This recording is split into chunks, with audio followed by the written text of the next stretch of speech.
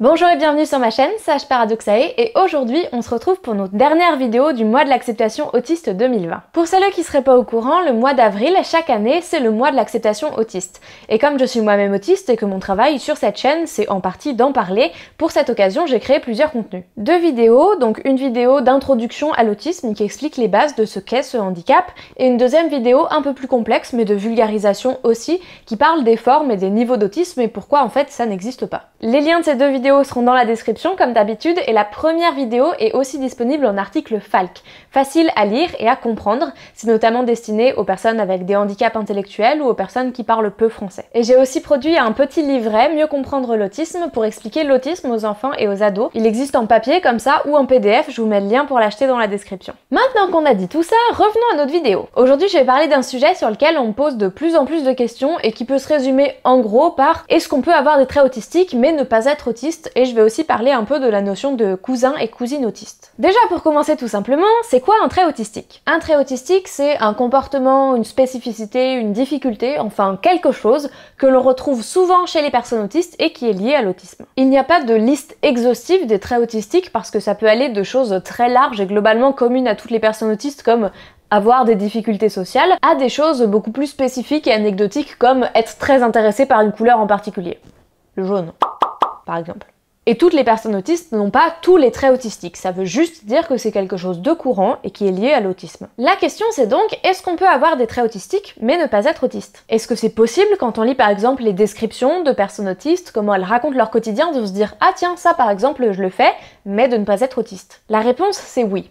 Oui, c'est possible, dans deux cas de figure. La première possibilité, c'est que vous n'êtes pas autiste, mais vous n'êtes plus largement pas neurodivergent ou neurodivergente. C'est-à-dire que vous n'avez pas de handicap psy, pas de trouble psy, enfin globalement, votre cerveau, il fonctionne dans la norme, quoi. Et juste que il se trouve que dans votre caractère, votre manière d'être, il y a une ou deux choses qui peuvent ressembler à des choses que vivent les personnes autistes. Par exemple, je sais pas, vous n'aimez pas appeler au téléphone, mais à part ça, tout va bien. La deuxième possibilité, c'est que vous n'êtes toujours pas autiste, mais par contre, vous êtes neurodivergent ou neurodivergente. Vous avez un handicap psy, vous avez un trouble psy, il se passe un truc, quoi. Par exemple, vous avez des troubles de l'attention. Par exemple, vous êtes schizophrène. Par exemple, vous avez un stress post-traumatique, etc.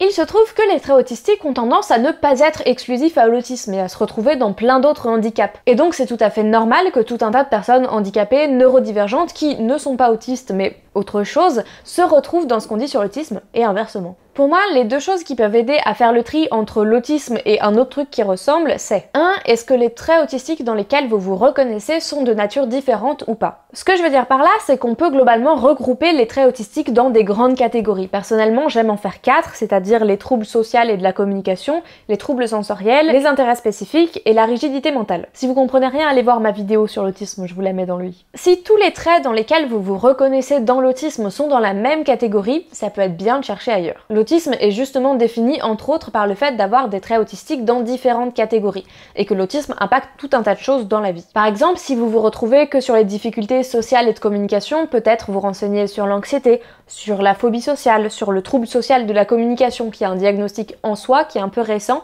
et qui justement sert à désigner les personnes qui ont des difficultés autistiques en termes de socialisation, mais qui n'ont pas du tout tous les autres traits autistiques. Si vous vous reconnaissez que dans les troubles sensoriels, allez chercher du côté des troubles sensoriels, qui sont un diagnostic en soi. Si c'est plutôt du côté de la rigidité mentale que vous vous reconnaissez, regardez des choses sur la dysfonction exécutive ou sur les troubles obsessionnels compulsifs. Évidemment, moi je connais pas le DSM par cœur, je peux pas vous faire une liste exhaustive de tous les diagnostics qui ressemblent de près ou de loin à l'autisme, donc c'est juste des exemples. Et la deuxième chose, c'est est-ce qu'il y a des difficultés que vous avez mais qui ne sont pas expliquées par l'autisme? Par exemple, est-ce que vous avez des hallucinations? Est-ce que vous avez des flashbacks? Est-ce que vous avez des difficultés émotionnelles qui peuvent pas être juste expliquées par je supporte mal le changement et je suis très fatiguée? Encore une fois, ce sont juste des exemples, mais si quand vous faites le point sur ce qui est difficile pour vous, sur ce qui fait vous poser des questions sur un possible handicap, il y a des choses qui ne sont pas expliquées par l'autisme, c'est important d'aller voir ailleurs aussi. Tout ceci étant dit, il y a quand même deux choses importantes à retenir. Si vous avez un nombre important de traits autistiques, ou si ces traits-là, ils sont envahissants, ils sont handicapants, ils créent un certain nombre de difficultés dans votre vie,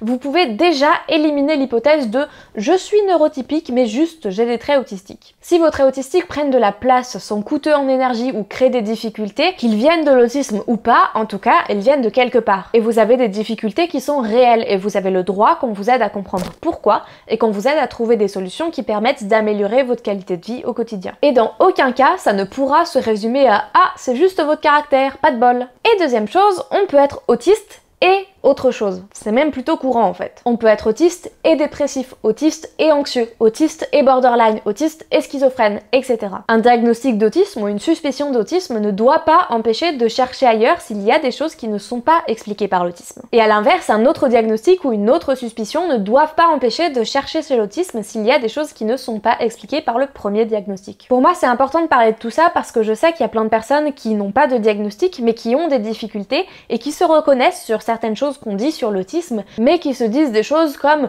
peut-être que je suis pas autiste et que j'ai juste des traits autistiques. C'est pas du tout une critique, je comprends tout à fait ça et c'est même plutôt normal que ça prenne du temps de comprendre et d'accepter notre handicap, que celui-ci soit l'autisme ou pas. Et c'est aussi important parce que, chose encore plus grave, il y a des psys qui disent ça à leurs patients. Il y a des psys qui disent ah non, vous n'êtes pas autiste, vous avez juste des traits autistiques, mais sans à côté de ça accompagner pour chercher un autre diagnostic potentiellement ou mettre au moins en place des solutions qui sont efficaces pour gérer ces traits autistiques. Et c'est pour ça que pour moi c'est hyper important de répéter, si vous vous posez des questions, c'est qu'il y a quelque chose.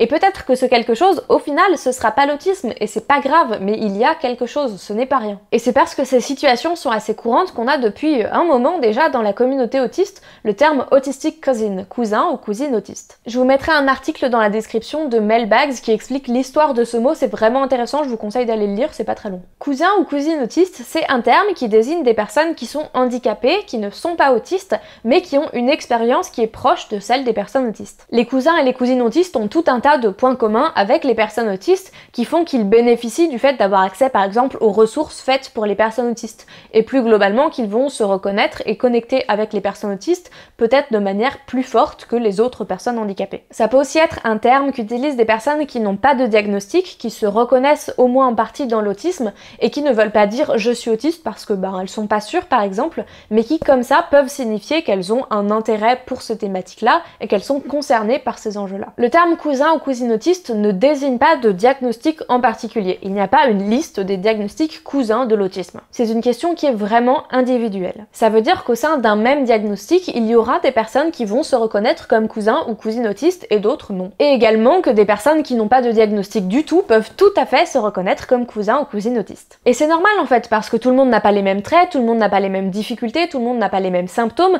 C'est vrai entre les personnes autistes, mais c'est vrai au sein de n'importe quel handicap et au sein de toutes les personnes handicapées. Et d'ailleurs, le terme cousin ou cousine autiste n'est pas réservé aux personnes qui ont des handicaps psy. Certains handicaps dits physiques ont aussi des conséquences proches de l'autisme. Je pense que c'est un terme vraiment important parce qu'il y a plein de gens qui sont concernés par ce genre de situation et que l'autisme et les personnes autistes sont globalement plus visibles et plus médiatisés que les autres personnes neurodivergentes. Donc c'est important que nous, les personnes autistes, faisions vraiment attention à inclure dans nos luttes les personnes qui n'ont pas de diagnostic ou qui ont un autre diagnostic que l'autisme. C'est aussi pour ça que je prends soin dans mes vidéos de toujours dire, là je parle de l'autisme, mais ce que je dis ce n'est pas exclusif à l'autisme, on retrouve ça dans plein d'autres handicaps. Déjà parce que c'est vrai en fait, et aussi parce que qu'on le veuille ou non, l'autisme et les personnes autistes prennent beaucoup de place dans le militantisme handicapé et dans la prise de parole sur les handicaps psy et la neurodiversité. Donc c'est important qu'on fasse attention à laisser de la place de parole tout simplement aux autres personnes neurodivergentes et qu'on s'applique à ne pas donner l'impression qu'on n'a rien à voir avec elles. Et il n'est malheureusement pas rare que les personnes autistes essayent de se détacher des autres personnes avec des handicaps psy en disant des choses comme « Ah ouf, je suis pas folle en fait, je suis autiste » ou alors « Non, moi je suis autiste donc c'est pas une maladie, pas comme tel diagnostic ». Et c'est un comportement qui est vraiment problématique. D'une part parce que c'est extrêmement violent pour les personnes qui sont concernées par ces situations, ça revient en gros à leur dire « Oh là là, heureusement que je suis pas comme vous parce que moi ça va, mais quand même vous ça craint ». Ensuite parce que c'est tout simplement simplement factuellement incorrect de faire comme si l'autisme se détachait nettement des autres handicaps psy, alors que globalement il y a plein de points communs entre plein de situations. Et enfin et surtout parce que la visibilité qu'a l'autisme fait que notre parole et notre militantisme va avoir beaucoup plus de poids et beaucoup plus d'impact sur par exemple les décisions légales et l'opinion publique. Quand le président de la République a annoncé des mesures particulières pour les personnes handicapées pendant le confinement, il l'a fait en premier lieu pour les personnes autistes, typiquement. Donc c'est vraiment important qu'on fasse corps avec les autres personnes handicapées pour que quand on arrive à débloquer des choses concernant nos droits, ça améliore nos droits et notre situation à tous et à toutes, et pas qu'on enfonce les autres quand ça nous permet d'évoluer tout seul. Avant de finir, je voulais quand même mettre un petit bémol sur l'utilisation des termes très autistiques et cousins et cousines autistes. Comme je l'ai dit, je pense que ce sont des termes qui sont vraiment utiles. Néanmoins, ils s'inscrivent aussi dans cette espèce d'autismocentrisme que je critique ici. C'est-à-dire que quand un trait est commun à plein de personnes, dont des personnes autistes, on va dire que c'est un trait autistique. Et c'est un peu arbitraire parce que c'est un trait qui fait partie d'autres diagnostics et que d'autres personnes ont. Ce n'est pas un trait qui caractérise nécessairement plus spécialement les personnes autistes que les autres. Je pense que c'est quand même des traits qui ont du sens et qui sont utiles justement parce que l'autisme a une place et une visibilité particulière. Et que du coup, dire trait autistique ou cousin-cousine autiste, ça permet de se raccrocher à quelque chose sur lequel il y a plus de contenu, plus de paroles. Et donc sur lequel on va trouver plus de ressources et qui parlera peut-être plus aux gens. Mais juste, je pense que c'est important d'avoir conscience de ces biais-là quand on les utilise. J'espère que cette vidéo aura permis de répondre un peu aux questions que vous vous posiez sur ces thématiques et vous aura appris des choses. Ça fait longtemps que j'avais envie de parler de tout ça et j'avais pas encore trop réussi à articuler comment le faire, donc je suis contente que ce soit enfin sorti. Si vous avez des questions ou des témoignages, n'hésitez pas dans les commentaires, comme d'habitude, je les lis toujours. Pour être tenu au courant des prochains épisodes, n'hésitez pas à vous abonner à la chaîne, et avant de partir, pensez à faire un petit tour sur Utip, c'est le site sur lequel vous pouvez soutenir mon travail et cette chaîne, soit en faisant un don, soit gratuitement en regardant une pub, et il y a aussi une boutique sur laquelle il y a notamment le livret dont je parlais tout à l'heure. Sur ce, je vous souhaite une bonne fin de journée, et à dans 2 semaines.